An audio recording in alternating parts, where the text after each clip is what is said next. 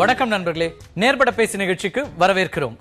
தனியார் துறையில் இடஒதுக்கீடு என்பது பல ஆண்டுகளாக பேசப்பட்டுக் கொண்டிருக்கிறது. தற்போது மத்திய அரசாங்கமும் கூட தனியார் துறையில் தலித் மக்களுக்கான இடஒதுக்கீடு குறித்து ஆலோசிப்பதற்கான ஒரு முயற்சியை மேற்கொண்டிருக்கிறது.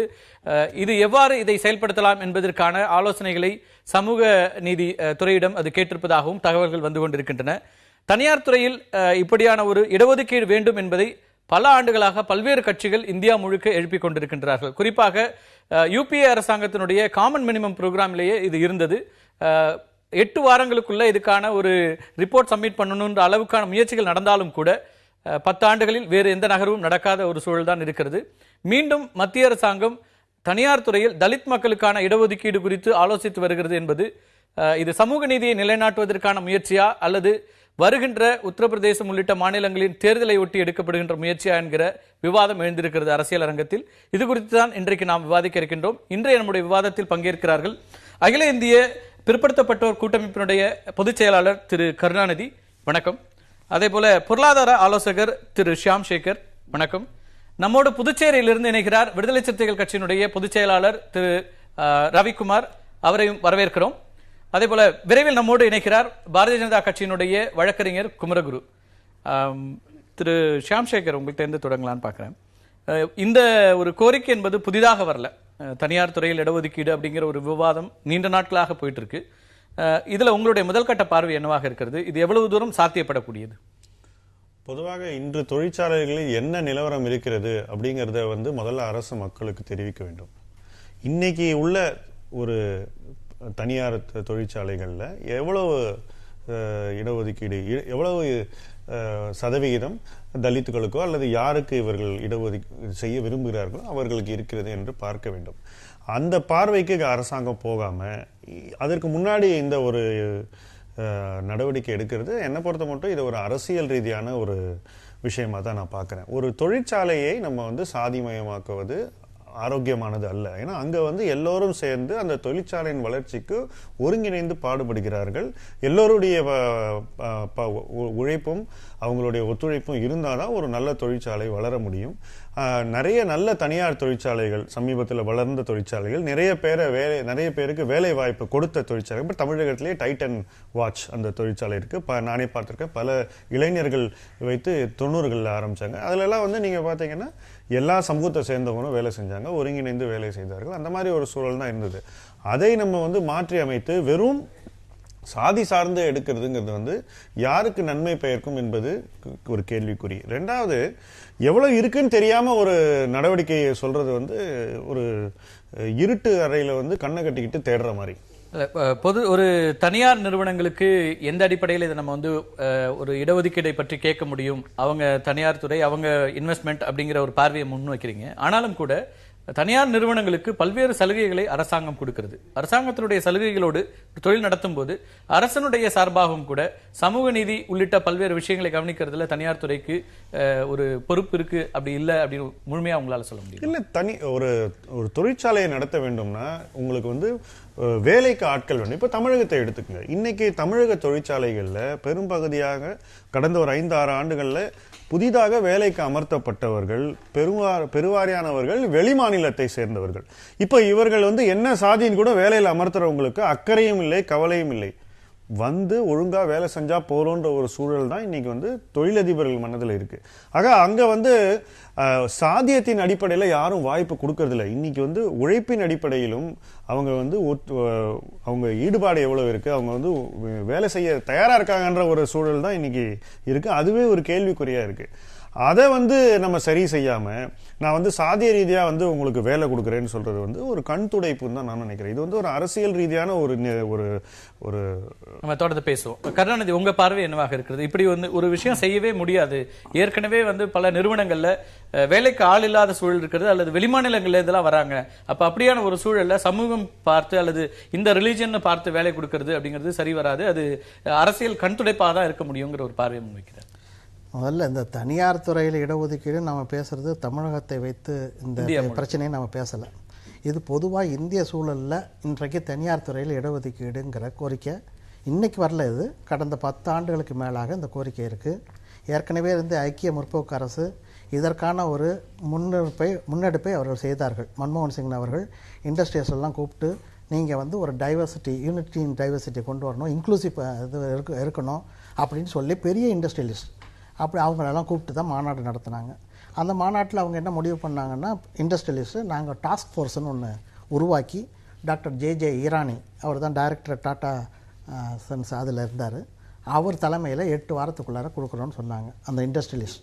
நாங்கள் வந்து இந்த மக்களுக்கு யாரெல்லாம் ஒடுக்கப்பட்ட மக்கள் அவங்களுக்கு வாய்ப்பு தர்றதுக்கு நாங்கள் 2006 அந்த குழு கூடி முடிவெடுத்தாங்க. இன்னைய வரைக்கும் என்ன செஞ்சாங்கன்னு யாருக்கும் தெரியாது. அவங்க அறிக்கையும் கொடுக்கல, ஒன்றும் பண்ணல, அது அப்படியே இருக்குது. ஆனால் அந்த கோரிக்கைகள் இருக்குது. எங்களுடைய கூட்டமைப்பு சார்பில் நாங்கள் மார்ச் மாதம் இந்த ஆண்டு மிகப்பெரிய ஒரு ஆர்ப்பாட்டத்தை நாடாளுமன்றத்துக்கு முன்பாக நடத்தியிருக்கிறோம். மத்திய அரசுக்கு கருத்தரங்கம் ஒன்று பண்ணி மத்திய அமைச்சர், இன்றைக்கு நிதித்துறை இணையமைச்சராக இருக்கக்கூடிய சந்தோஷ்குமார் கங்குவார் மற்றும் பிஜேபியை சார்ந்த நாடாளுமன்ற உறுப்பினர்கள் எல்லாம் வந்து இந்த கோரிக்கையை ஆதரவு தெரிவிச்சிருக்காங்க. பல கட்சிகளுக்கு இன்றைக்கி ஆதரவு தெரிவிச்சிருக்கு. தமிழ்நாட்டில் திராவிட முன்னேற்ற கழகம் பண்ணியிருக்கு, திராவிட கழகம் பண்ணுறது, சமூக நீதியில் அக்கறை உள்ளவங்க எல்லாருமே பண்ணுறாங்க. இந்த அடிப்படையான ஒரு விஷயம் என்னென்னா, இந்த நாடு பொதுத்துறை நிறுவனமாக இருந்தாலும் சரி, தனியார் துறையாக இருந்தாலும் சரி, இந்த நாட்டினுடைய வளங்கள் எல்லா மக்களுக்கும் வாய்ப்புகள் இருக்கப்பட வேண்டும். அதான் இதோட அடித்தளம். இந்த அடித்தளத்து மேலே தான் நம்ம அந்த பிரச்சனையை பார்க்கணும் ஒழிய, இங்கே வடநாட்டிலேருந்து வந்திருக்காங்கன்னா எல்லாமே கூலி வேலைகள் செய்யக்கூடிய, நாம் பேசுகிற இந்த கூலி வேலைகளுக்கான ஆட்களே இல்லை. ஒரு நிறுவனம் என்று சொன்னால் அங்கே இருக்கக்கூடிய பல கட்டமைப்புகள் இருக்குது. எல்லா கட்டமைப்புலையும் இருக்கிறாங்களா அப்படிங்கிறதுக்கான ஒரு நீதியை நிலைநாட்டுறது தான் இந்த பிரச்சனையுடைய ஒரு விஷயமா இருக்குது. இது நம்ம நாட்டில் மட்டும் இல்லை, எல்லா உலகத்தில் பல நாடுகளில் இருக்குது. அதை பற்றி நான் பின்னாடி விரிவாக பேசுகிறேன். ஆகவே இன்றைக்கு இந்த அரசு இதற்கான ஒரு முனைப்பை காட்டியிருக்குன்னா, முதல்ல அரசினுடைய கொள்கை என்னங்கிறத அவங்க தெளிவுபடுத்த வேண்டிய கட்டாயத்தில் இருக்கிறாங்க. அவர்கள் அதை நோக்கி சொல்லணும். ஏற்கனவே தேசிய பிற்படுத்தப்பட்டோர் ஆணையம் பிப்ரவரி மாதம் இதற்கான ஒரு தீர்மானத்தை நிறைவேற்றி மத்திய அரசுக்கு அனுப்பிச்சிருக்கு. அது பற்றி இன்னும் கருத்து மத்திய அரசிலிருந்து இதுவரைக்கும் வரவில்லை. எங்களுடைய கோரிக்கைக்கும் இன்னும் வரவில்லை. ஆகவே முதலில் மத்திய அரசு தங்களுடைய கொள்கை வெளிப்பாட்டை இதில் தெளிவுபடுத்த வேண்டும். பேசலாம். மத்திய அரசாங்கத்தினுடைய கொள்கை நிலைப்பாடு என்ன அப்படிங்கறதே தெரியாம இதுல நம்ம பேச முடியாதுங்கிற கருத்தை முன்வைக்கிறார் குமரகு. உங்களுடைய நோக்கம் இதுவாகத்தான் இருக்கிறதா? ஒரு கொள்கை என்பது இருக்கும். ஒரு மத்திய அரசாங்கம் பதவியேற்று 2 ஆண்டுகளுக்கு ஆன பிறகு இது குறித்த குறைந்தபட்ச ஒரு இப்போ யூபி அரசாங்கத்தில் குறைந்தபட்ச செயல் திட்டத்தில் அது இடம்பெற்றது. ஆனால் அப்படியெல்லாம் எதுவும் இடம்பெறாத நிலையில இந்த அறிவிப்பு அல்லது இதுக்கான முயற்சிகள் என்பதே கண்துடைப்பாகத்தான் இருக்கும் அப்படிங்கிற ஒரு பார்வையை முன்வைக்கிறார். இல்லை, நாங்கள் 2004 எம்பி எலெக்ஷன் போகும்போதே அந்த எங்களோட மேனிஃபெஸ்டோலேயே வந்து இதோட ஃபீசிபிலிட்டியை பற்றி நாங்கள் வந்து செக் பண்ணுவோம், முதல்ல ஆரம்ப கட்ட வேலைகள் செய்வோம்னு சொல்லியிருக்கோம். ஆனால் அதுக்கு பின்னாடி வந்து யூபி அரசாங்கம் வந்து மன்மோகன் சிங் அவர்களும் சிதம்பரம் அவர்களும் கூட பார்லிமெண்ட்லேயே சொல்லியிருக்காங்க இதை கொண்டு வரணும்னு சொன்னால், அதுக்கப்புறம் ஒரு நடவடிக்கை எடுக்கல. இப்போ பிப்ரவரி மாதம் வந்து நேஷனல் கமிஷன் ஃபார் பேக்வர்ட் கிளாஸஸோட இவர் ஷக்கீல் அன்சாரி இப்போ சொல்லியிருக்காரு. அதை நாங்கள் எங்களோட அரசை என்ன சொல்றதுன்னா, பூர்வாங்க பேச்சுவார்த்தையில் கண்டிப்பாக நடத்துவோம், எல்லாத்தையும் எடுப்போம். சார் சொன்ன மாதிரி எடுத்த உடனே வந்து எல்லா பிரைவேட் செக்டர்லையும் இதை கொண்டு வாங்கன்னு சொல்லவும் முடியாது. ஏன்னா எங்கெங்கெல்லாம் பிரைவேட் செக்டர்லாம் கவர்மெண்ட் இருந்து நீங்க எந்தெந்த சலுகைகளை பயன்படுத்தணும். ஒரு உதாரணத்துக்கு ட்ரஸ்டோ ஒரு ட்ரஸ்ட் நடத்துற காலேஜ் ஸ்கூல்ஸ் எல்லாம் வந்து டாக்ஸ் எக்ஸம்ஷன் வாங்குறீங்க. சில பேர் வந்து சில எஸ்டிபி எல்லாம் என்ன பண்றாங்கன்னா, இந்த கம்ப்யூட்டர் இருக்கிற இந்த சாஃப்ட்வேர் இண்டஸ்ட்ரி எல்லாம் வந்து அவங்க 5 வருடத்துக்கு வந்து ரிபேட் வாங்குறாங்க. அது மாதிரி எதெல்லாம் நீங்க கவர்மெண்ட் நீங்க சேவையை முதல்ல எல்லாம் வாங்குறீங்களோ அவங்கள்ட்ட முதல்ல இம்ப்ளிமெண்ட் பண்ணணும். நீங்க நேரடியா வந்து எந்த விதமான சலுகையும் வாங்காத ஒரு பிரைவேட் செக்டரை போயிட்டு நாங்க இதை செய்யுங்கன்னு சொல்றதும் அவங்களோட ஃபாரின் இன்வெஸ்டர்ஸ் வர்றதுக்கு நம்ம நிறைய சலுகைகள் கொடுக்கிறோம். இப்ப அவங்கள்ட்ட இருந்து தொடங்குவோம். அது மாதிரி இப்ப பூர்வாங்க பேச்சுவார்த்தை நடத்துறோம். ஃபாரின் இன்வெஸ்டர்ஸ் உள்ள வரும்போதே ஒரு எடுத்தோன்னு இந்த மாதிரி நாங்க எல்லாத்தையும் தலையிடுவோம். அதுதான் பூர்வாங்க பேச்சுவார்த்தைன்னா அவங்கள்ட்ட நம்ம எடுத்தோன்னு கம்பல் பண்ண முடியாது. ஏற்கனவே இருக்கிற பிரைவேட் செக்டர்ல நம்ம பெரிய லெவல்ல இன்வெஸ்ட்மெண்ட்ல இருக்கிறவங்கள்ட்ட எல்லாம் நம்ம முதல்ல அடிப்படையாக நாங்க எங்க ஸ்போக்ஸ் பர்சன் என்ன சொல்லிருக்காருன்னா, இதை கண்டிப்பாக வரவேற்கிறோம், எல்லாத்துக்கும் நாங்க விரிவுபடுத்த பார்ப்போம். ஆனா யார் மீதும் கட்டாயப்படுத்தி நாளை முதல் இது வரப்போகுதுன்னு சொல்லி கட்டாயப்படுத்த முடியாது. ஏன்னா பிரைவேட் செக்டரோட டெவலப்மெண்ட் தான் எக்கானமியோட டெவலப்மெண்ட். அவங்கள்ட்ட போய் நம்ம கரடுமுரட நடந்துக்க முடியாது. ஆனா ஆரம்ப பூர்வாங்க பேச்சுவார்த்தை நடந்து ஆரம்பிச்சாச்சு, நாங்க கண்டிப்பா பண்ணுவோம் அப்படிங்கிறது அரசாங்கத்தோட பொறுப்பு. அதுல இன்னும் கேள்விகளும் கூட இருக்கு, நம்ம தொடர்ந்து பேசலாம். திரு ரவிக்குமார், உங்களுடைய முதல்கட்ட பார்வையா என்னவாக இருக்கிறது? தொடர்ந்து நீங்களும் இதை வலியுறுத்தி கொண்டே இருக்கிறீர்கள். ஆனா பிரைவேட் செக்டார்ல இப்படியான ஒரு இடஒதுக்கீட்டை கொண்டு வருவதில் பல நடைமுறை சிக்கல்கள் இருக்கு அப்படின்னு 2 பார்வையும் திரு குமரகுரும் வைக்கிறாரு, ஷியாம் சுந்தரும் வைக்கிறாரு. உங்களுடைய பார்வை என்ன?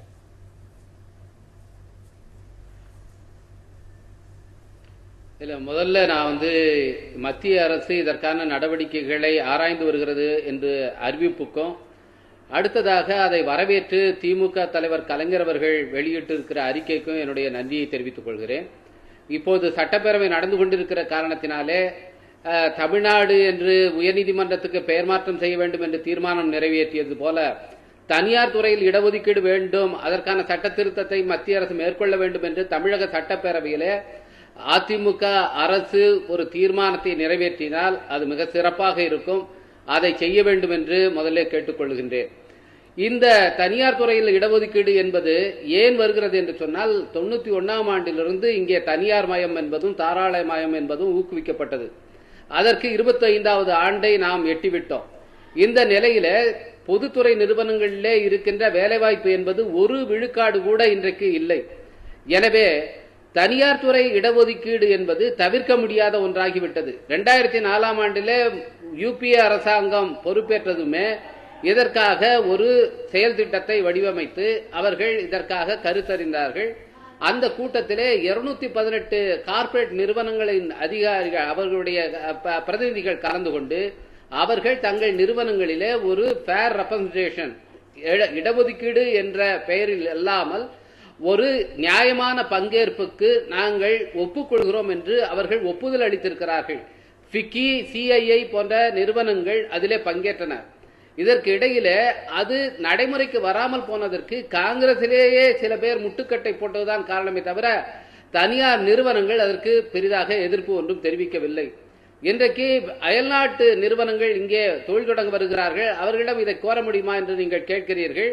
நிச்சயமாக அவர்களிடம் கோர முடியும். குறிப்பாக அமெரிக்கா போன்ற நாடுகளிலே ஏற்கனவே அஃபர்மேட்டிவ் ஆக்ஷன் என்ற பெயரில் ஒவ்வொரு நிறுவனமும் இப்படியான நியாயமான பங்கேற்பை உறுதி செய்திருக்கிறார்கள். அவர்களுடைய இணையதளங்களிலே போய் பார்த்தால் அவர்கள் எப்படி அஃபர்மேட்டிவ் ஆக்ஷனை தங்கள் நிறுவனங்களிலே செயல்படுத்துகிறார்கள் என்ற தகவலை வெளிப்படையாக தெரிவித்திருப்பார்கள்.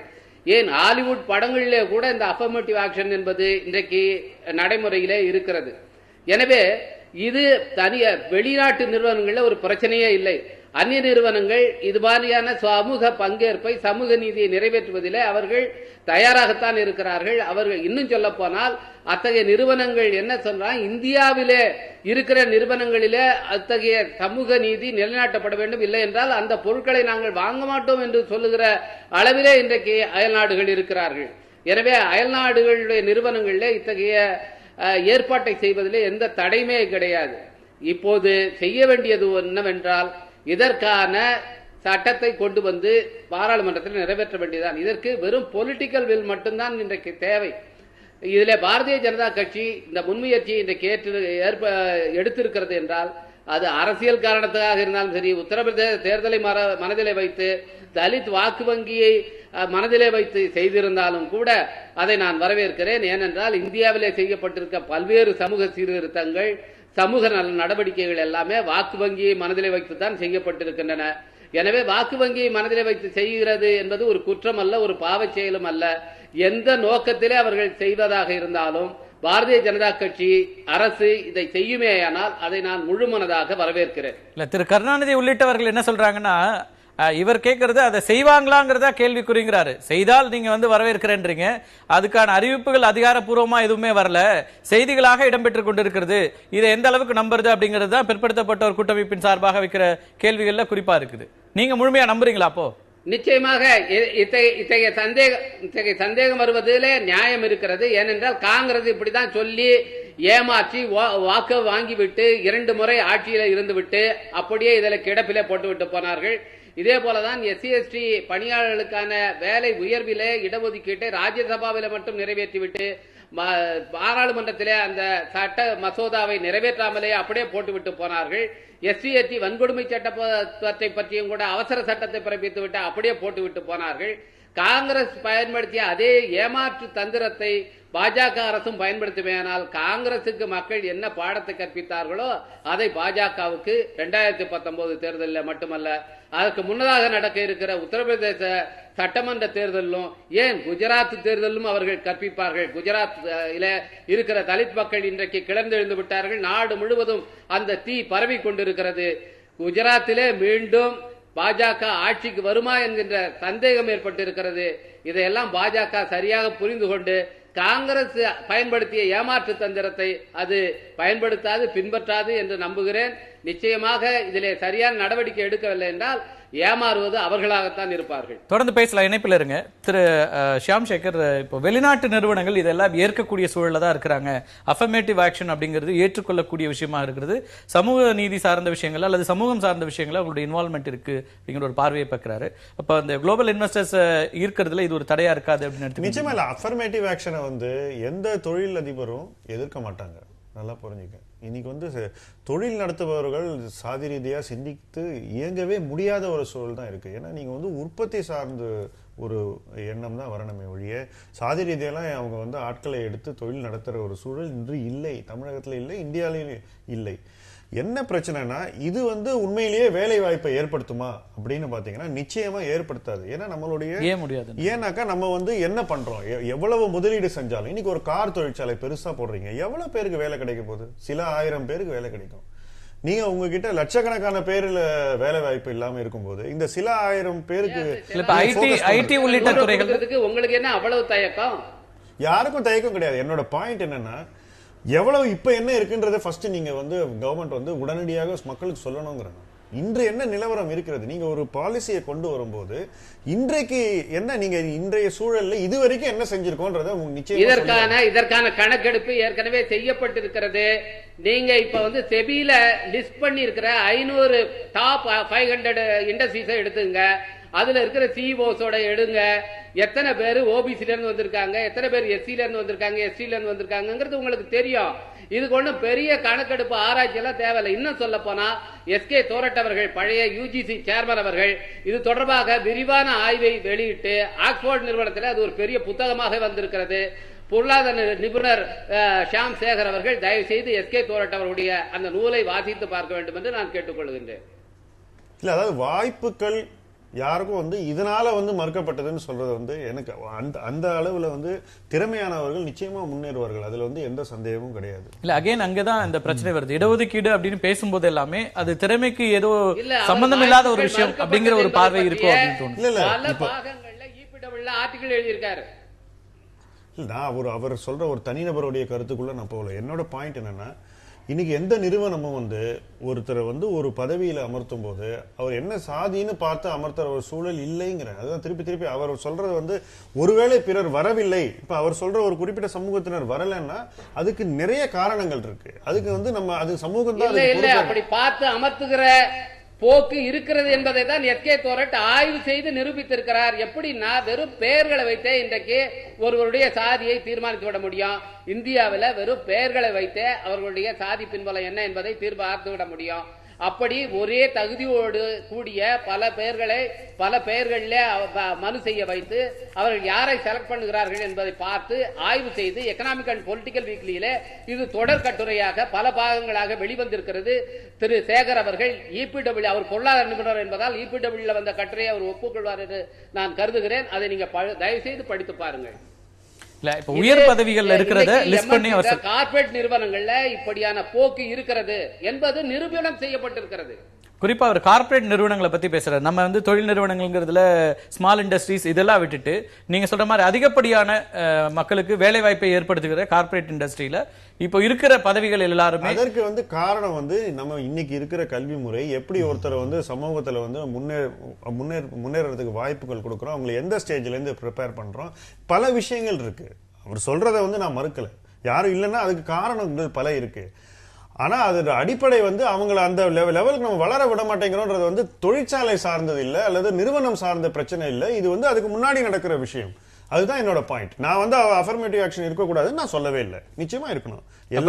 நீங்க சொல்றது நான் எப்படி எடுத்துக்கிறேன், கல்வியில வந்து இடஒதுக்கீடு உள்ளிட்ட விஷயங்கள் இருக்கலாம், ஆனால் தொழில்னு வரும்போது இருக்கக்கூடாதுங்கிறது சொல்றீங்க. இல்ல, நீங்க வந்து ஒருத்தருக்கு வந்து இந்த சமூகத்துல முன்னேறுவதற்கு கொடுக்கப்படுற வாய்ப்புகளை வந்து ரொம்ப ஏர்லி ஸ்டேஜ்ல இருந்து நீங்க கொடுக்கணுங்கிறதா என்னுடைய பாயிண்ட்.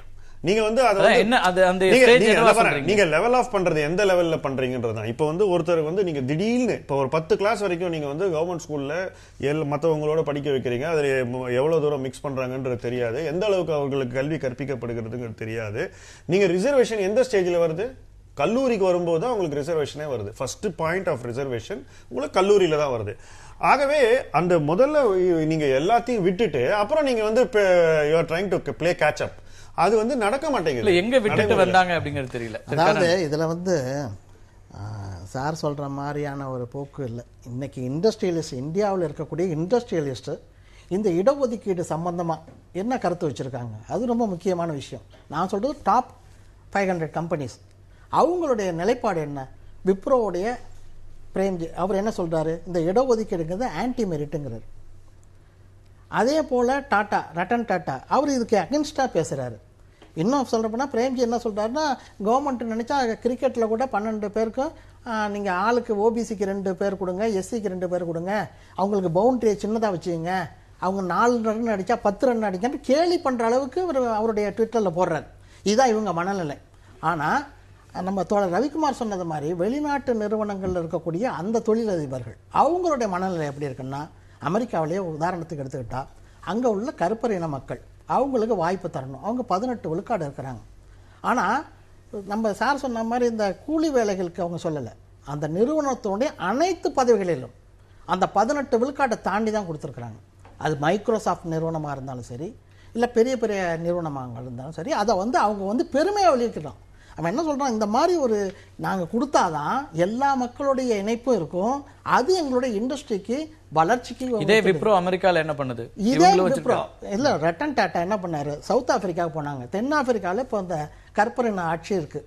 அவங்க என்ன சட்டம் போட்டிருக்காங்கன்னா, எங்கள் நாட்டில் எப்படி இந்த மாதிரி ஃபாரின் இன்வெஸ்ட்மெண்ட் வரலாம், தொழிற்சாலையை ஆரம்பிக்கலாம். ஆரம்பித்தா அடிமட்ட தொழிலாளர்களுக்கு இல்லை, அந்த நிறுவனத்துடைய அனைத்து பதவிகளிலும் கருப்பரின மக்கள் மெஜாரிட்டியாக இருக்கணும், போர்டு இன்க்ளூடிங் போர்டு. அது மட்டுமல்ல, உங்களுடைய ஷேர்ஸ்லையும் அவங்களுக்கு ப்ரிஃபரன்ஷியல் ஷேர்ஸ் கொடுக்கணும். இதெல்லாம் கையெழுத்து போட்டுட்டு தான் ரட்டன் டாட்டா அங்கே வந்து பிஸ்னஸ் பண்ணுறாரு. அதே போல் யுனைடெட் பிரிவரிஸ் அங்கே பிஸ்னஸ் பண்ணிகிட்டு இருக்காங்க. அங்கெல்லாம் மெரிட்டு இவங்க பேச மாட்டாங்க, ஏன்னா வியாபாரம். இந்தியாவில் மட்டும் இவங்க இந்த நிலைப்பாட்டை எடுக்கிறாங்கன்னா, அரசாங்கம் இவர்களை வலுவாக நீங்கள் இது சட்டம் போட்டு கொண்டு வரலன்னா ரொம்ப கஷ்டம். ஏன்னா அரசாங்கத்திலேயே உங்களுடைய நிலைப்பாடு, அதிகாரிகளோட நிலைப்பாடு காரணமாக இன்றைக்கி என்ன நிலைமை இருக்குது, மெரிட்டோரியஸ் SC/ST கேண்டிடேட்ஸ் இருக்கிறாங்க, மெரிட்டோரியஸ் OBC கேண்டிடேட்ஸ் இருக்காங்க. வங்கிகளில் எடுத்துக்கிட்டிங்கன்னா 486 பொது மேலாளர் பதவி 19 வங்கிகளில் ஒரே ஒருத்தவர் தான் OBC, 2 பேர் SC. இது நான் சொல்கிறது RT ஆக்டில் ரீசெண்டாக 2016. இதுதான் நிலவரம். ஆக இங்க அரசாங்கத்துல இருக்கும்போது ஷியாம்சங்கர் என்ன சொல்றாருன்னா, இது வந்து நீங்க தொடக்கத்துல இருந்து பார்க்காம கடைசியா வந்து டாப் லெவல்ல வரல அப்படின்னு உள்ள கொண்டு வந்து சொருக முடியுமா, அதனால அது செயல்படுத்த முடியுமா அளவுகளை நீங்க இவங்க எப்படி நிர்ணயம் பண்றாங்கிறதுக்கு வந்து எப்படின்னா, இங்க வந்து இந்தியாவை பொறுத்த வரைக்கும் அடிப்படையான ஒரு விஷயம் ஜாதி கட்டுமானங்கிறது வந்து எல்லா லெவல்லையும் ஊடுருவி இருக்கிறதுனால அந்த அடிப்படையில் தான் இங்க பதவி உயர்வா இருந்தாலும் சரி, அரசாங்கத்திலையும் நடக்குது, தனியார் துறையிலும் அப்படிதான் நடக்கும். நீங்க கூலி வேலைகளுக்கு ஒன்றும் பிரச்சனை இல்லை, வேற யாரும் பண்ண போறதில்லை, இவங்க தான் பண்ணுவாங்க. இல்ல இன்னைக்கு கல்வித்துறையில நீங்க கொடுக்குற எல்லா சீர்திருத்தங்கள் மூலமாக குறைந்தபட்சமாக இன்னைக்கு வந்து என்ட்ரி லெவல்ல பாத்தீங்கன்னா நிறைய சாஃப்ட்வேர் இன்ஜினியர்ஸ்ல நீங்க எல்லா சமூகத்திலும் இருக்கிறாங்க அப்படிங்கறது நம்ம நடைமுறையில பார்க்க முடியுதா இல்லையா? அங்க சாஃப்ட்வேர் ஐடி செக்டார் மட்டும் அல்ல, ஐடி மட்டும் இல்ல, இன்னைக்கு வந்திருக்க கடந்த 10 ஆண்டுகள்ல எடுத்துக்கோங்க, குறைந்தபட்சமாக வேலை வாய்ப்புகள்ல இது ஓரளவுக்கு அங்க போகிறதுக்கு வாய்ப்புகள் இருக்கலாம். ஆனா அதை தாண்டி அடுத்த ஸ்டேஜுக்கு போகும்போது அங்க வந்து பிரச்சனைகள் இருக்கு. இன்னொன்னு, ஒரு பெரும்பான்மையான இந்த சமூகம் உள்ள ஒரு நாட்டில் காலங்காலமாக அமுக்கப்பட்ட மக்களுக்கு நீங்க எல்லா தளத்திலையும் உங்களுக்கு வாய்ப்பு தர்றதுங்கிறது வந்து ஒரு ஜனநாயக கடமை. அதுதான் அரசியல் சட்டம் சொல்லியிருக்கு. நீங்க அதை மறுத்துட்டு நீங்க வந்து நான் அதெல்லாம் கொடுக்க மாட்டேன், எல்லாம் இப்படிதான் இருப்போம்னு சொல்றது வந்து ஜனநாயக முறைப்படி அது எடுபடாது. இந்த ஜனநாயக இது ஒரு விவாதத்துக்குரியதாக ஏற்றுக்கிறேன். நீங்க சொல்றதுல நிறைய நியாயங்கள் இருக்கிறது. ஆனாலும் கூட இப்ப அதிகாரங்கள்ல நீங்க வந்து மக்களாட்சியில எங்கெல்லாம் உங்களுக்கு அதிகாரம் கொடுக்கணுமோ அங்க அதுக்கான ஏற்பாடுகள் செய்யப்பட்டிருக்கிறது.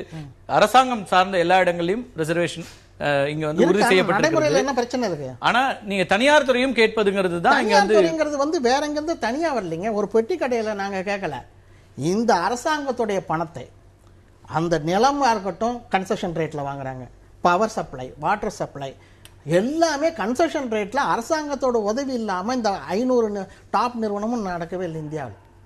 இன்னைக்கு ரிலையன்ஸ் இண்டஸ்ட்ரியா இருக்கட்டும், அவருடைய மூலதனம் என்ன, ஒன்றும் கிடையாது, எல்லாம் வங்கிகள்லேருந்து கடன் வாங்கினது தான். உதாரணத்துக்கு 7000 கோடி ஒருத்தவர் வெளிநாட்டில் இருக்கிறார், அவருடைய மூலதனம் என்ன இருக்குங்க? ஆனால் எல்லா பணமும் வங்கி பணம் தானே நீங்கள் நிற்குது. அப்போ எப்படி நான் எங்களுக்கு எந்த விதமான பொறுப்பு இல்லைன்னு சொல்ல முடியும்? அந்த கார்ப்பரேட் ரெஸ்பான்சிபிலிட்டி, சோஷியல் ரெஸ்பான்சிபிலிட்டி வேணும் தாங்கிற அடிப்படை. ஷியாம் சேகர் குறுக்கிட விரும்புனீங்க முன்னாடி. இல்லை, அதாவது அஃபர்மேட்டிவ் ஆக்ஷனை வந்து இந்தியாவில் உலகம் பூரா யாரும் எதிர்க்க மாட்டாங்க. ஆனால் நீங்க வந்து ஒருத்தரை வந்து எல்லா சமூகத்தை சார்ந்தவருடைய சமநிலை கொண்டு வந்து அவருக்கு எல்லா வாய்ப்பையும் கொடுக்கணும்னா என்ன பொறுத்த மட்டும் நீங்க வந்து அதை வந்து அடிப்படையில ஆரம்பிக்கணும். நீங்க வந்து கல்வி எங்க தொடங்குதோ அந்த இடத்துல இருந்து ஆரம்பிச்சு அவருக்கு எல்லா ஊக்கமும் வாய்ப்பும் எல்லா விதமான வேலைக்கு தகுதி தேர்வுல அடிப்படையில தான் வேலைக்கு தேர்வாகிறாங்க. தகுதிங்கிறது ஏற்படுத்தப்படுற ஒண்ணு. மினிமம் குவாலிஃபிகேஷன் ஒரு விஷயத்தை வச்சுதான் வேலைக்கு ரெக்ரூட் பண்றாங்க. அப்படி யாரும் இல்லாம யாரும் அந்த வேலைக்கு வந்துடல. வேற ஏதோ துறைகள் நீங்க ஒரு மினிமம் கிராஜுவேஷன் பிஇ இருக்கணும், பிடெக் இருக்கணும், இல்ல எம்பிஏ இருக்கணும்னு வச்சுக்கினா அதையெல்லாம் கடந்து தானே வராங்க. அங்க தேர்வுகளை முடிக்கிறாங்க, அவங்களுக்கான குறைந்தபட்ச தகுதிகளை முடிக்கிறாங்க. அதற்கு பிறகு வரும்போது அப்படி அதை எப்படி நீங்க தகுதி குறைவுன்னு சொல்ல முடியும்? அதை எப்படி நீங்க அகைன் தகுதி குறைவு? அதாவது ஒருவர் வந்து இப்ப நான் ஒரு இன்ஜினியரிங் பாஸ் பண்றேன், ஒரு கிளாஸ்ல 75 பேர் இருக்காங்கனாக்கா இன்னைக்கு 24 பேர் தான் பாஸ் பண்றாங்க. இன்னைக்கு பேப்பர்ல இருக்கு 3இல் ஒருவர் தான் பாஸ் பண்றாங்க. நீங்க ஏன் 2 பேர் ஃபெயில் ஆறாங்க? அதுல எத்தனை பேர் வந்து எந்த சமூகத்தை சேர்ந்தவங்க நீங்க பாத்தீங்களா? ஆய்வு பண்ணீங்களா? அதுக்கு உண்மையான காரணங்களை கண்டுபிடிச்சீங்களா?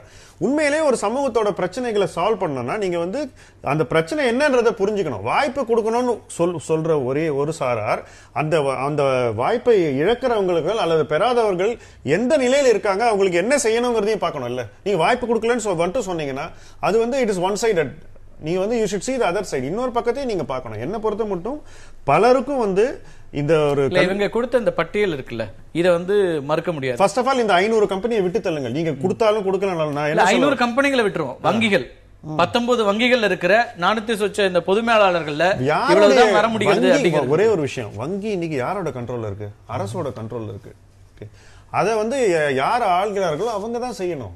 வங்கியில இருக்கிறத பத்தி இப்ப பேச்சு இல்ல. தனியார் வங்கின்றது தனியார் துறையில, அரசு துறை சார்ந்த நிறுவனம். அவர் சொல்ற விஷயம் வந்து இந்த டிபேட்டுக்கு வெளியில இருக்கிற ஒரு விஷயம். அங்கேயே இன்னும் செயல்படுத்த முடியாத சூழல் தான். அதுக்கு என்ன காரணம் நீங்க பாக்கணும். மறுபடியும் நான் சொல்றேன், நீங்க வந்து கடந்த ஒரு 60 ஆண்டு காலமா நீங்க வந்து சமூக நீதி கொடுக்கறேன்னு சொல்லி எல்லாரையுமே நம்ம ஏமாத்திட்டு இருக்கோம். என்ன காரணம்னா நீங்க உண்மையிலேயே சமூக நீதி கொடுக்கணும்னா நீங்க வந்து லோயர் மோஸ்ட் லெவல்ல ஆரம்பிக்கணும். அவர் வந்து அந்த கல்லூரிக்கு வரும்போதே அவர் வந்து எல்லா விதமான ஒரு தகுதியை அடைந்திருக்க வேண்டும். அடையக்கூடிய சூழ்நிலை பேசலாம். ரொம்ப குறிப்பாக சமூக நீதிங்கிற அடிப்படையில் நம்ம வந்து தவறான ஒரு போக்கத்தான் கடைபிடிக்கிறாங்க அப்படிங்கிற ஒரு குற்றச்சாட்டை முன்வைக்கிறார் ஷியாம் சேகர். ரவிக்குமார் குறுக்கிட விரும்புகிறார். ஒரு சிறிய இடைவேளைக்கு பிறகு நேர்பட பேசி தொடரும். திரு ரவிக்குமார், இடைவேளைக்கு முன்னாடி ஷியாம் சேகர் சொன்னது இந்த சமூக நீதி அப்படிங்கிற இந்த கொள்கையை செயல்படுத்துறதுல பல்வேறு குழப்பங்களை உருவாக்கி இருக்காங்க அப்படிங்கிற மாதிரி பார்வையை முன்வைக்கிறார் அவர்.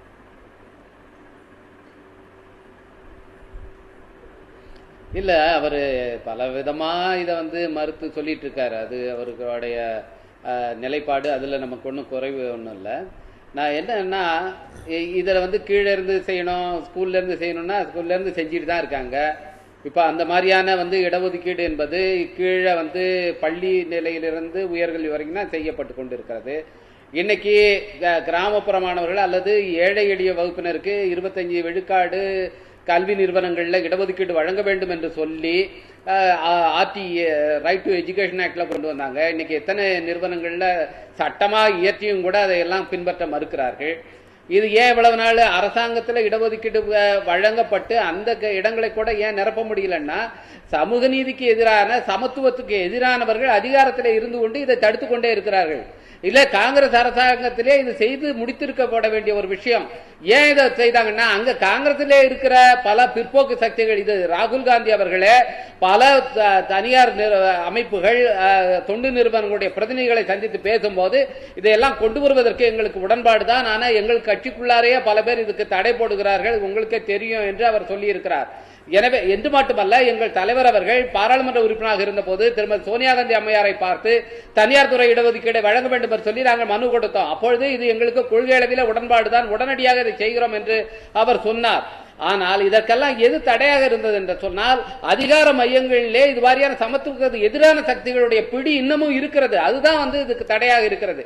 இன்னும் வந்து நீங்க ஐடி செக்டார்ல இன்னைக்கு பல பேர் வந்திருக்காங்கன்னு சொல்றீங்க. இது உண்மையிலே அந்த திறமையை தான் காட்டுகிறது. எல்லா தரப்புல சமூகத்தினுடைய அனைத்து தரப்பினர்களும் விளைய மாதிரியான திறமைசாலிகள் இருக்கிறார்கள் என்பதுதான் காட்டுது. அதனாலதான் ஐடி செக்டார் இன்னைக்கு முன்னேறி கொண்டிருக்கிறது. நீங்க ஏன் பாருங்க, குடியரசுத் தலைவர் என்பது ஒரு குறிப்பிட்ட வகுப்பாருக்கு மட்டுமே இருந்த காலம் போய் அதுல KR நாராயணன் அவர்கள் ஒருவரை குடியரசுத் தலைவராக வந்தார். நீங்க ஒட்டுமொத்தமாக குடியரசுத் தலைவருடைய பெர்ஃபார்மன்ஸ் எல்லாம் எடுத்து பாருங்க. KR நாராயணனுடைய பெர்ஃபார்மன்ஸ் எந்த விதத்தில் குறைந்தது? இன்னும் சொல்ல போனால் அத்தனை குடியரசுத் தலைவர்களிடம் முதலிடத்தை அவர் வைப்பார். அதுபோல இன்னைக்கு பிரதமர் பதவியும் என்பது ஒரு குறிப்பிட்ட வகுப்பாருக்கே பெரும்பான்மை அவர்கள் தான் வைத்திருந்தார்கள். இன்னைக்கு நரேந்திர மோடி அவர்கள் வந்திருக்காரு. என்ன அவர் வந்து தனிப்பட்ட முறையில் அவருடைய பெர்ஃபார்மன்ஸ் என்ன? இன்னைக்கு பாஜக அவருடைய ஆதரவாளர் தான் திரு ஷியாம் சேகர் இருப்பார். அவரிட கேட்கிறேன், நீங்க அப்ப நரேந்திர மோடி வந்து தகுதியற்றவர் நீங்க சொல்றீங்களா? ஏன் வந்து இது மாதிரியான அவங்களுக்கான வாய்ப்பு கொடுக்க போதுதான் அவங்க பெர்ஃபார்ம் பண்ண முடியும்.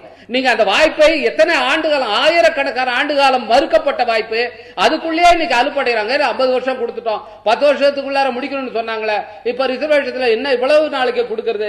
என்ன 2000 வருஷத்துக்கு முன்ன இந்த மாதிரி அலுப்பு வந்ததா? 2000 வருஷமாக அனுபவித்த அந்த சுகத்தை வந்து விட்டு கொடுப்பதற்கு அது மாதிரி அலுப்பு ஏற்பட்டதா? இன்னைக்கு வந்து ஏன் உடனே வந்து இதுல வந்து எதற்காக அலுப்பு ஏற்பட வேண்டும்? இன்னைக்கு என்ன கேட்கிறோம்னா, நீங்க வந்து இதை மட்டும் எல்லாத்தையும் இதை மட்டும் கொடுத்துருக்க, மற்றவங்களுக்கு கிடையாதுன்னு சொல்லப்படுது. ஃபேர் ரெப்ரசன்டேஷன், நியாயமான பங்கேற்பு வேண்டும் என்று தான் கேட்கிறோம். இன்னைக்கு நீதித்துறையில இது மாதிரியான ஒரு நியாயமான பங்கேற்பு கொடு என்று கேட்கப்படுகிறது. அது மாதிரியான சயின்ஸ் அண்ட் டெக்னாலஜில இன்னைக்கு மயில்சாமி அண்ணாதுரை போயிருக்காரு. என்ன அவர் வந்து தகுதியில குறைந்து விட்டார்? இல்லைங்க, அப்துல் கலாம் அவர்கள் வந்து அவர் செய்த அந்த அறிவியலுக்கு அவர் செய்த பங்களிப்பு வந்து என்ன விதத்தில் குறைவாக இருக்கிறது? எனவே இது மாதிரியான உள்ளவர்களுக்கு வாய்ப்பு அளிக்கப்படும் போதுதான் அவர்கள் திறமை வெளிப்படும். இன்னைக்கு இந்தியாவுடைய மனித வளம் பயன்படுத்தப்படாமல் இருக்கிறதற்கு காரணமே இந்த சமூக அநீதி தான். இல்ல திரு ரவிக்குமார், அவங்க எல்லாம் இந்த இடத்தை அடைந்திருக்கிறதுக்கான அவங்க தகுதியின் மூலமாக அடையும் போது மற்றவர்களும் அடையலாமே, அப்ப அதுக்கு ஏன் தனியா தேவை அப்படிங்கிற கேள்வியை மேலோட்டமா பேசுற பலரும் எழுப்புறாங்க. பொதுவாக அதுதான் கேட்கிறேன், எத்தனை பேர்ல ஒரு ஆள் நீங்க அவங்க தகுதியின் மூலமா எல்லாருக்குமே தகுதி இருக்குதுங்க. நீங்க எந்த ஒரு நீங்களே கேட்டது போல ஒரு குறிப்பிட்ட பதவிக்கு அதற்கான தகுதி இல்லாமல் இவர்களுக்கு கொடுங்கன்னு யாரும் கேட்கல. அந்த தகுதி உள்ளவர்களுக்கு தான் அந்த வாய்ப்பை கொடுங்கள் என்றுதான் கேட்கப்படுகிறது. இன்னைக்கு நீதிபதி ஆவதற்கு தகுதி இல்லாதவர்களே நீதிபதி ஆகுங்க என்று கேட்கப்படுகிறது.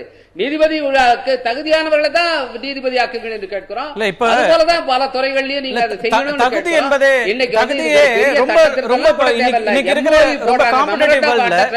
இதுக்கான விதியை சேர்த்தா போதும்.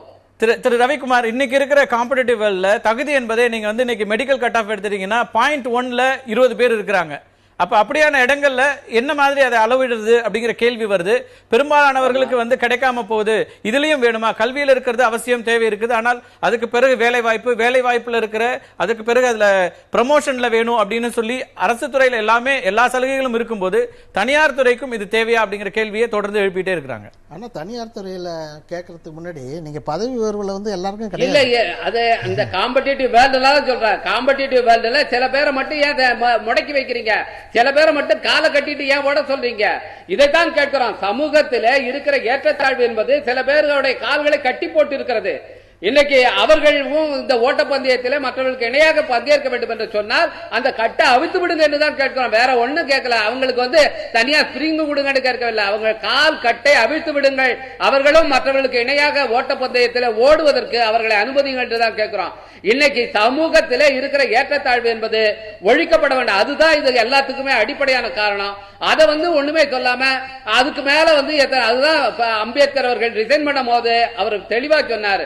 இன்னைக்கு வந்து சமூக தளத்துல வந்து ஏற்றத்தாழ்வுகளை அனுமதித்துக் கொண்டு, பொருளாதார தளத்தில் ஏற்றத்தாழ்வு அனுமதித்துக் கொண்டு, வெறும் அரசியல் தளத்தில் மட்டும் சமத்துவத்தை நாம் வந்து வாயளவிலே பேசிக் கொண்டிருப்பது முழுக்க வந்து மாட்டு சாணத்தை மேல மாளிகை கட்டுவதற்கு ஒப்பாகும் என்று மிக கடுமையான வார்த்தைகளை சொன்னார் அன்றைக்கு ராஜினாமா செய்யும் போது, சட்ட அமைச்சர் பதவி ராஜினாமா செய்யும் போது. அதே நிலைமைதான் இன்றைக்கும் நீடித்துக் கொண்டிருக்கிறது. அதற்காகத்தான் இன்றைக்கு கேட்கிறோம். இது யார்கிட்ட இருந்தோம் சலுகையோ அவங்களுடைய கருணையோ யாரும் எதிர்பார்க்கலைங்க. அவர்களுக்கான திறமையை வெளிப்படுத்துவதற்கான வாய்ப்பு மட்டும் தான் கோரப்படுகிறது. யாருடைய தயவு தாட்சணியமும் இல்லை, யாருடைய கருணை பார்வையை கேட்டு இன்றைக்கு பிற்படுத்தப்பட்டவர்களோ அல்லது தலித்துகளோ இன்றைக்கு கையேந்தி நிற்கவில்லை. அவர்கள் தங்களுடைய திறமையை வெளிப்படுத்துவதற்கான வாய்ப்பை தான் கேட்கிறார்கள். நன்றி ரவிக்குமார். ஒரு திறமையை வெளிப்படுத்துவதற்கான அதுக்கான வாய்ப்பை கேட்கறத நீங்க எப்படி சலுகையாகவோ இல்ல மற்ற விஷயமாவோ பார்க்க கூடாது அப்படிங்கிற பார்வை தான் முன்வைக்கப்படுது தொடர்ந்து. அது ஏதோ ஒரு வகையில நீங்க வந்து அவங்களுக்கு கீழே இருந்து கொடுக்கணும் மேல இருந்து கொடுக்கணும் அப்படின்னாலும் சொன்னாலும் கூட இப்போதைக்கு கொடுப்பதை ஏற்பதற்கான சூழல்ல இல்ல அப்படிங்கறத நீங்க வெளிப்படுத்திட்டே இருக்கீங்க தொடர்ந்து. யார் கொடுப்பதை யார் ஏற்பதற்கு தயாரா இல்லைங்க? இல்ல ஒரு இடஒதுக்கீடு அப்படிங்கிற ஒரு விஷயத்தை ஏற்பதுல ஏதோ ஒரு காரணம் சொல்லப்படுது. அவர் சொல்ற திறமை இருக்கிறவங்க யாரையும் வந்து யாரும் இன்னைக்கு வந்து கீழே வைக்க போறது இல்ல. அது அவர் சொல்ற வாதம் வந்து மேபி சேர்மன் ஆகிறதுக்கோ இல்ல போர்டுல போறதுக்கு வந்து அது வந்து பலருடைய முடிவுகளை பொறுத்தது. ஒரு மேனேஜரியல் லெவல், நான் ஜஸ்ட் ஒரு மேனேஜரியல் லெவல்ல ஒரு உற்பத்தி சார்ந்த நிறுவனங்கள்ல வந்து திறமை உள்ளவர்களை யாரும் கீழே வைக்கவே முடியாது. இன்னைக்கு யதார்த்த நிலை அதுதான். என்ன இதுல வந்து அவர் வைக்கிற இடங்கள் வந்து அந்த மாதிரி இடங்கள்ல இன்னைக்கு ஒரு ஃபேக்டரிஸ் எடுத்துங்க. இன்னைக்கு எவ்வளவோ ஃபேக்டரிஸ் இருக்கு. அவங்க தான் இன்னைக்கு எக்கனாமிக் இன்ஜின்ஸ் ஆஃப் இந்தியா. அவங்க செய்யற உற்பத்தி தான் நமக்கு வரி, அவங்க தான் செய்யறாங்க எல்லா விஷயம். முதலீடு வந்து அரசு ஒன்றும் பெருசா இன்னைக்கு ஒரு ஃபேக்டரி செய்யணும், பெரிய ஃபேக்டரிக்கு தான் அரசு பெரிய சலுகைகள்லாம் கொடுக்குது. ஆனா ஆயிரக்கணக்கான பேருக்கும் லட்சக்கணக்கான பேருக்கும் வேலை வாய்ப்பு கொடுக்கிற தொழில்களுக்கு பெரிய சலுகைகள்னு ஒண்ணுமே கிடையாது இன்னைக்கு. அந்த காலம் எல்லாம் மலையேறி போச்சு. அவர்கள் முன்னேறுவதற்கு திறமை ஒரு அத்தியாவசியம். யாரிடம் திறமை இருந்தாலும் அவர்கள் அதை ஏற்றுக்கொள்ளும் மனநிலையில் தான் இருக்கிறார்கள் என்னுடைய வாதம். யாரும் முன்னுக்கு வரக்கூடாதுன்னு இன்னைக்கு யாருமே நினைக்க முடியாது. நீங்க வளர்ற ஒரு நான் சொன்ன இயல்பா இருக்கிற ஒரு விஷயம். இதுக்கான கிளாரிட்டி எனக்கு தேவை இருக்கு. சலுகையும் கொடுக்கப்படலையா? ரவிக்குமார், நம்ம பேசலாம். அவர்களுக்கு வேலை வாய்ப்பு கொடுக்கிற ஒரு நிறுவனம் அல்லவா? அதுல எந்த வாய்ப்பும் எந்த சலுகையும் ரிலையன்ஸ் நிறுவனத்துக்கு கொடுக்கப்படலையா? சார், ரிலையன்ஸ் நிறுவனம் எப்படியுமே அவ்வளவு பேருக்கு வேலை கொடுக்காது. நான் சொல்ற நிறுவனங்கள் லட்சம் ஆயிரம். இப்ப நீங்க நான் உங்களுக்கு நேரடியா கேள்வி வைக்கிறேன். இப்ப நம்ம ஐடி எடுத்துக்கலாம். பல்வேறு இப்ப நீங்க ஒரு டிசிஎஸ்ஓ அல்லது சிடிஎஸ் மாதிரியான ஆயிரக்கணக்கான மக்கள் வேலை பார்க்கிற இடத்துல அந்த நிறுவனங்கள்லயும் நான் சொன்ன மாதிரி இப்ப புதிய என்ட்ரி லெவல்ல வந்திருக்காங்களே தவிர அங்கேயே மேனேஜரியல் போஸ்ட்ல வர்றதுல நிறைய சிக்கல்களை எதிர்கொள்றாங்க. இதே பிரச்சனை அங்க வருகிறது அப்படிங்கறதுனாலையும் அங்க தொழிற்சங்கங்கள் தேவைன்னு கோரிக்கை வர்றதுக்கான அடிப்படை காரணமாகவும் கூட அது சொல்லப்படுது. உங்களுக்கு தெரியும், இண்டஸ்ட்ரியில இருக்கீங்க, எவ்வளவுலாம் நடக்கிறது. ஒரு பொசிஷன்ல வர்றதுக்கு அங்கேயும் போராட வேண்டி இருக்கிறது. அங்க வந்து எல்லா கிராஜுவேஷன் முடிக்கிறாங்க, காம்பிடன்ஸ்ல கேம்பஸ்ல செலக்ட் ஆகி வர்றாங்க. ஆனாலும் கூட அதற்கு பிறகு அடுத்த கட்டத்துக்கு போறதுல இருக்கிற சிக்கல் இருக்குல்ல, அங்கதான் இடஒதுக்கீடு தேவை அப்படிங்கிறதுக்கான நோக்கமாக இவங்க முன்வைக்கிறாங்க. அதாவது என்னை பொறுத்த மட்டும் நிறைய பேர் வேலை செய்யற நிறுவனங்கள்ல திறமைக்கு நிச்சயமா வந்து ஊக்கம் கொடுத்துட்டு தான் இருக்காங்க. நிச்சயமா திறமை நிறைய தேவைப்படுது நம்ம நாட்டுல. அந்த திறமை இருந்தால் ஒருத்தரை கீழே வைக்கவே முடியாது. அது வந்து இதுதான் உண்மை. அவர் சொல்ற நிறுவனங்கள் இப்ப ரிஃபைனரி எல்லாம் வந்து அவ்வளவு வந்து பெரிய ஒரு வேலை வாய்ப்பு ஏற்படுத்தக்கூடிய நிறுவனங்களே இல்லை. முதல்ல அதை புரிஞ்சுக்கணும். இன்னைக்கு மாடர்ன் ரிஃபைனரியில சில ஆயிரம் பேருக்கு தான் வேலை கொடுக்க முடியும். இன்னும் அதை விட கம்மியா சில 100 பேரை வச்சு வந்து ஓட்டக்கூடிய ஆலைகள்லாம் வருது. அந்த ஆலைகள் வந்து வேலை வாய்ப்பை எப்படியுமே ஏற்படுத்த போறதில்லை. அதுல போய் நீங்க ஒரு 33% இல்ல வாட் எவர் நீங்க கொடுத்தாலும் அது ஒரு பெரிய மாற்றத்தை ஏற்படுத்தாது. நீங்க எங்க பார்க்கணும்னா நிறைய பேருக்கு வேலை வாய்ப்பு கொடுக்கக்கூடிய தொழில்கள்ல என்ன மாதிரி இருக்கு இம்பாக்ட் அப்படிங்கறத நீங்க பார்க்கணும். திருப்பி நம்ம பெருநிறுவனங்களையே போக்கஸ் பண்றத வந்து நம்முடைய ஒரு மனப்பான்மையை தான் காட்டுது. ஏதோ அவர்களுக்கு வந்து பெரிய வேலை வாய்ப்பை ஏற்படுத்துறாங்க நினைக்கிறதே தப்பு. அதுதான் என்னோட முதல் விஷயம். முக்கியமா என்னன்னா எல்லா பிரைவேட் செக்டரும் ரவி ஒரு நிமிஷம் இருங்க. இவர் குமரகுரு பேசி முடிச்சுட்டு உங்களோட எல்லா பிரைவேட் செக்டருமே மெயினா வந்து ப்ராஃபிட் தான். அது உண்மை, அது மறைக்கிறதுக்கு ஒண்ணும் இல்லை. பப்ளிக் செக்டருக்கும் கவர்மெண்ட் இருக்கிறதுக்கும் பிரைவேட் செக்டருக்கும் உள்ள அளவுகோல் அதுதான். ஒரு பப்ளிக் ஒரு கவர்மெண்ட் டிபார்ட்மெண்ட் எலக்ட்ரிசிட்டி டிபார்ட்மெண்ட் 1 லட்சம் கோடி லாஸ்ல போயிட்டு இருக்கு. அது இன்னும் 20 லட்சம் ஆனாலும் அது மூட மாட்டாங்க. ஏன்னா அதுக்கு ஃபண்ட் பண்றது கவர்மெண்ட் இருக்கு. ஒரு பப்ளிக் செக்டர்ல போயிட்டு நீங்க இந்த மாதிரி சொல்லும் போது சப்போஸ் அவங்க சொல்றாங்க இல்ல சார் நல்ல வேகன்சி ஃபில் பண்ண முடியல, இல்ல தகுதியான ஆளுங்களை கிடைக்க முடியல, இல்ல ஒருத்தர் சரியில்லைன்னு ரிசைன் அவர் வெளியில போக சொன்னா அவர் கோர்ட்டுக்கு போயிடுறாரு, அங்கதான் உட்காருவாருன்னு சொல்றாரு. அப்படி சில விஷயங்கள்னால எங்களுக்கு லாஸ் ஆகுது, ப்ராஃபிட் இல்லைன்னு சொன்னா கவர்மெண்ட்டோ பேங்கோ நீங்க வச்சு நீங்க நடத்துங்கன்னு சொல்லி யாரும் கொடுக்க முடியாது. அதனால என்னன்னா அந்த ஸ்ட்ரிக்டான அயன் ஃபிஸ்ட் வச்சுட்டு நீ இதை செஞ்சுதான் ஆகணும்னு ஒரு பிரைவேட் செக்டர்ல சொல்றதுக்கு கொஞ்சம் நாள் ஆகும். அது கொஞ்சமா தான் வரணும். அவர் தோழர் ரவிக்குமார் சொல்லிக்கிறது என்னன்னா நம்பிக்கை வைங்க. நீங்க முதல்ல அறிவுரை சொன்னாரு, நீங்க பண்ணலன்னா அது விளைவுகள் பயங்கரமா இருக்கும் பாத்துக்கங்க. யூபி வருது, பீகார் வருது. யூபி இன்னைக்கும் வரும், பீகார் நாளைக்கும் வரும். ஒரு 5 வருடம் கவர்மெண்ட் நடக்கும் போது நாளைக்கு ஒரு சட்டசபை தேர்தல் வரும். எது செஞ்சாலுமே சட்டசபை தேர்தலுக்காக கலைஞர் சொல்றாரு, மூத்த தலைவர் சொல்றாரு, தலித்துக்கு செய்யுங்க நல்லதுதான், ஆனா அதே தலித்துக்காக நீங்க யூபிக்காக செஞ்சிடாதீங்க, குஜராத்ல அடிச்சதுக்கு இது மாதிரி டைல்யூட் பண்ணாதீங்க. நாங்க ஒரு விஷயத்தை எடுத்து செய்யறோம். இதுக்கு முன்னாடி 2 ஆண்டுகள் ஆயிடுச்சு, அப்பெல்லாம் செய்யாம இப்ப யூபி தேர்தல் வரும்போது அந்த ஒரு கேள்வி வரதான் செய்யுது. 10 ஆண்டுகளாக ரவி என்ன சொன்னாருன்னா, அப்படியே செய்தாலும் அதை வரவேற்கிறோம்ன்றாரு. நீங்க அரசியல் காரணங்களுக்காக செய்தாலும் வரவேற்கிறது வேண்டாம். அந்த வார்த்தை வந்து இவங்க வந்து யூபிக்காக தான் செய்யறீங்க, இருந்தாலும் பரவாயில்ல செய்யுங்க, அதை நான் ஏத்துக்கிறோம். நீங்க அப்படி சொல்லாதீங்க. செய்யறவங்களை எப்பவுமே தட்டி கொடுங்க. நீங்க செய்யுங்க, யூபிஐ செய்யல, உங்க மேல நம்பிக்கை வச்சு. இதுவுமே ஒரு செய்தியாகத்தான் வெளியிடப்படுகிறது, ஒரு அதிகாரப்பூர்வமா வரல. எந்த சூழல்ல இந்த செய்திகள் வருது அப்படிங்கறதும் இவங்க கேள்விக்குள்ளாக்குறாங்க. ஒரு பக்கம் இந்தியா முழுக்க தலித்துகளுக்கு எதிரான தாக்குதல் நடக்குது அப்படின்னு பெரிய அளவுக்கு செய்திகள் வரும்போது, விமர்சனங்கள் வரும்போது, விவாதங்கள் வரும்போது, நாடாளுமன்றத்தில் எதிர்க்கட்சிகள் வெளிநடப்பு செய்கிற சூழல்ல தலித்துகளுக்கான இடஒதுக்கீடு அப்படிங்கிற ஒரு விஷயத்தை முன்வைக்கிறதா? தலித்தை பத்தி சொல்றதுக்கு ஒரே கட்சி வந்து பெருமையாக சொல்லக்கூடிய கட்சி எங்க கட்சி. ஏன்னா அதிக அளவு எம்பி எம்எல்ஏ, நான் போய் சொல்ல முடியாது, நீங்க நெட்ல போய் பாருங்க, அதிக எம்பி எம்எல்ஏ இன்னும் அதிக அளவிலான எம்பிக்களை கொண்ட கட்சியில ரிசர்வேஷன் இருக்குங்க. நீங்க அப்பதான் மறதான முடியும். நீங்க இடங்கள் வைத்து நாங்க தலித்துக்கு நாங்க தான் அதிகமா அன்ரிசர்வ் தொகுதியில ஏதாவது கொடுத்திருக்கீங்களா? ரிசர்வ் தொகுதியில கொடுக்க வேண்டிய அவசியம் இருக்கு. ஜெயிச்ச இடங்கள் அமைச்சரவையில் இருக்காங்கன்னு சொல்லுங்க, ஏற்கலாம். இல்ல எம்பிக்களா எம்எல்ஏக்களா எம்எல்ஏக்கள் எம்பிக்கள் கவுன்சிலர் இருந்து எல்லாருமே வந்து தலித்துகள் அதிகமா கொண்ட அரசு இந்த அரசு. எம்எல்ஏக்களும் எம்பிக்களும் ரிசர்வ் கான்ஸ்டிட்யூன்சில நீங்க அதிகமா இப்ப பெரும்பான்மையோட இடத்துல வர்றதுனால உங்கள்ட்ட அதிக எம்பிக்கள் இருப்பாங்க. கொடுக்கிறது பெருமை இல்லைங்க. ரிசர்வ் இல்லாத இடத்துல கூட நிறைய இடங்கள்ல கொடுத்திருக்கீங்க. ஒரு இடம் சொல்லுங்க, ஒரு எம்பி ஒரு எம்எல்ஏ தலித் வந்திருக்காங்க, நிறைய எம்பி வந்திருக்காங்க. நீங்க இல்லன்னு சொல்லுங்க, அவருக்கு தெரியும். ஒரு எம்பி ஒரு எம்எல்ஏ சொல்லுங்க. நான் இல்லன்னு சொல்றேன். ஒரு எம்பியோ ஒரு எம்எல்ஏவோ நான் அன்ரிசர்வ் கான்ஸ்டிட்யூன்சில இருந்து வந்திருக்காங்கன்னு சொல்லுங்க. பார்லிமெண்ட்ல அதிகமா இருக்கிற எம்பிக்களை விட்டுருங்க, நீங்க ரிசர்வ் சொல்றீங்க. கவுன்சிலருங்க, வார்டுங்க, மெம்பர்ஸ் எல்லாருமே வந்து வேற தொகுதியில இருந்து இல்லாம அதே தொகுதியில இருந்து சொல்றீங்களா? அதாவது எது செஞ்சாலும் இப்ப உடனே நீங்க பீகார் நீங்க செய்யுங்க, செய்வதைத்தான் வரவேற்கிறோம். செய்யறது அப்படி இல்லைங்க, நீங்க இதுக்காக செய்யறீங்கன்னு சொல்லாதீங்க. இப்ப நேஷனல் பேக்வர்ட் கமிஷன் சொல்லிருக்கு, அதுக்காக நாங்க செய்யறோமா? சொன்ன உடனே நாங்க எடுத்து பண்றோம். 10 வருஷமா இருந்த யூபிஏவை யாருமே கேள்வி கேட்கல.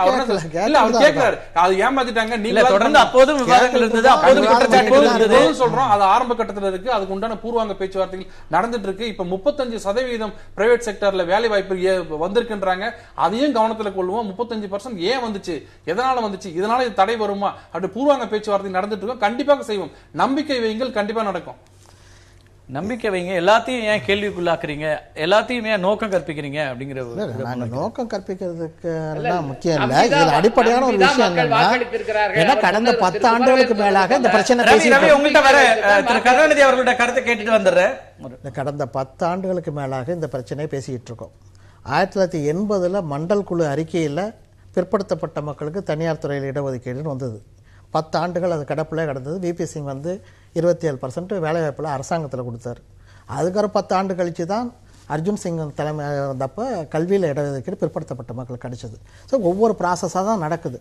தனியார் துறையில் வரும்போது ஏற்கனவே மகாராஷ்டிராவில் ஷிண்டே அவர்கள் கொண்டு வந்தாங்க. இதே தொழிலதிபர்கள் தான் சார் சொன்னாங்கல்ல, அவங்க மனநிலையெல்லாம் நல்லா தான் இருக்கணும். அந்த மனநிலை உள்ளவர்கள் தான் அந்த சட்டத்தை நிறைவேறாமல் அவரே அந்த முதல பதவியிலேருந்து நீக்கிற அளவுக்கு கொண்டு போயிட்டாங்க.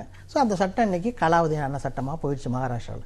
அதே மாதிரி ஒரு நிலைமையே இன்னைக்கு வரக்கூடாது அப்படிங்கிறது நம்ம கோரிக்கையாக இருக்குது. மத்திய அரசு இன்னும் அவங்களுடைய பாலிசி டிசிஷனாக என்ன சொல்லலை, அதை சொல்லணுங்கிறோம்.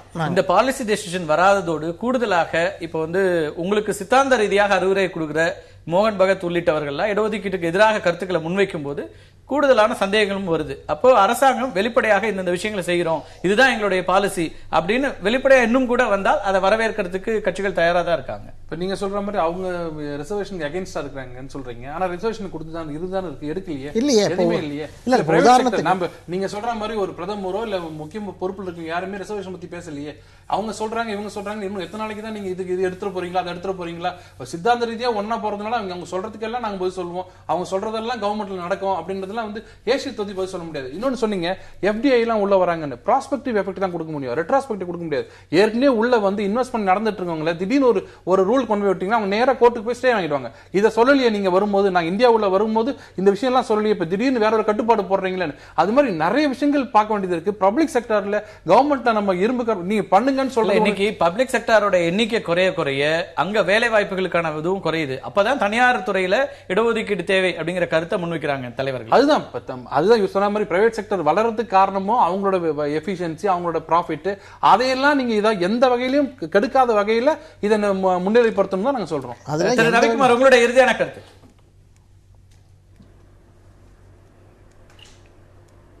இல்லை, இதுல நீங்க உங்க தொடர்ந்து திரு குமரவேல் அவர்கள் சொல்றாரு RSS எங்களுக்கு அவங்களுடைய பேச்சு அப்படியே கேட்டு இந்த அரசாங்கம் நடக்கலன்னு.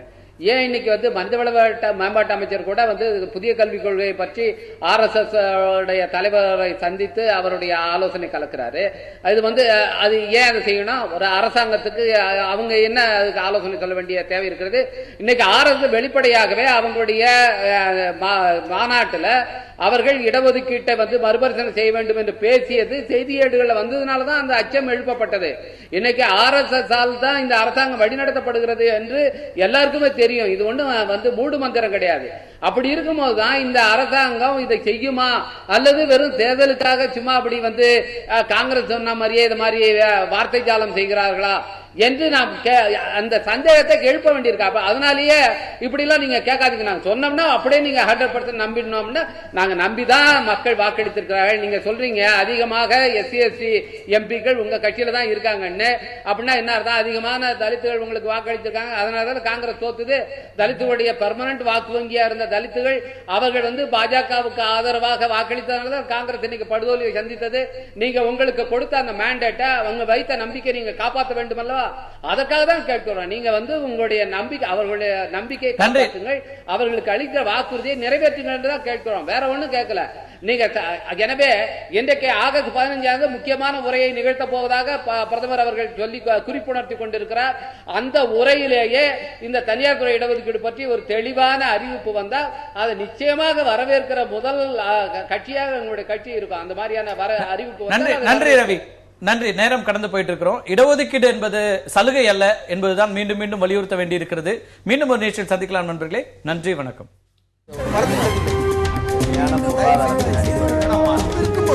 எதிர்த்து பேசிட்டு மக்கள் தங்களுடைய பங்களிப்பை அளிக்க வேண்டும்.